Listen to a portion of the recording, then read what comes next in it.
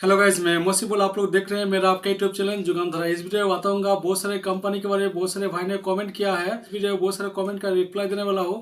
पहला जिस कमेंट किया है, एक भाई ने पूछा है सप्लाई कंपनी क्या होता है और सप्लाई कंपनी में किस तरह से काम होता है और सप्लाई कंपनी आखिर जाने के लिए प्रॉब्लम क्यों है। सप्लाई कंपनी इस तरह से होता है जैसे इंडिया में बोलेंगे, इंडिया में जो लीवर कॉन्ट्रैक्टर बोलते हैं, इसी तरह सप्लाई कंपनी होता है। सप्लाई कंपनी का खुद का साइट नहीं होता, क्योंकि खुद का कॉन्ट्रैक्ट लिया हुआ साइट नहीं रहता है, दूसरा साइट में सिर्फ वर्कर को भेज के काम कराता है। यही सप्लाई कंपनी का मेन फंडा है। इस तरह से सप्लाई कंपनी में काम होता है।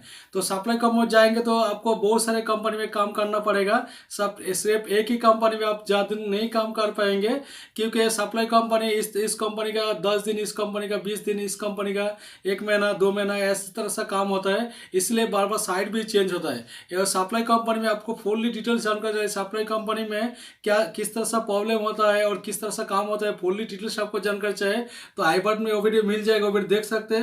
एक्चुअली सप्लाई कंपनी में किस तरह से मुश्किल होता है। उसके बाद ये भी बहुत सारे भाई ने कमेंट किया है, गाल पार्टी में किसी भी कंपनी जाने के बाद उस कंपनी में जिस ट्रेड में गया है, मान लीजिए आप डॉक्यूमेंट में गया है, तो डॉक्यूमेंट जाने के बाद कि इलेक्ट्रिशियन में काम कर सकते हैं क्या, प्लम्बर में काम कर सकते हैं, इस तरह से काम को चेंज कर सकते कि नहीं कर सकते। देखिए भाई, जो कंपनी में जाएंगे उस कंपनी में अगर बहुत सारे तरह का काम है, जिस काम में गया है वो काम आप ठीक से नहीं जानते हैं, लेकिन और भी बहुत सारे काम है, अगर वो सारे काम जानते हैं वो काम आप चेंज कर सकते हैं। उसी कंपनी का जो आप कंपनी जिस कंपनी में आप गया है उसी कंपनी का अलग सा काम रहेगा तो कर सकते हैं, इसमें आप बहुत सारे प्रॉब्लम नहीं आएगा। उसी कंपनी में दूसरा काम कर सकते हैं, तो इस तरह से चेंज होता भी है। उसके बाद और एक भाई ने पूछा है, क्या गाल्फ कंट्री में हेल्पर में जाएंगे तो जाने के बाद बहुत प्रॉब्लम होता है क्या, बहुत सारे मुश्किल होता है। देखिए भाई, अगर आप गाल्फ कंट्री में हेल्पर में जाएंगे, देखिए गाल्फ कंट्री में जो काम होता है, और हेल्पर हो कि आप फोरमैन है कि आप चार्जेंट है, इससे आप मायने नहीं रखता है। आप हेल्पर में जाएंगे फिर भी आप अपना मर्जी से काम कर सकते हैं, ज़्यादातर आपको प्रॉब्लम नहीं होगा।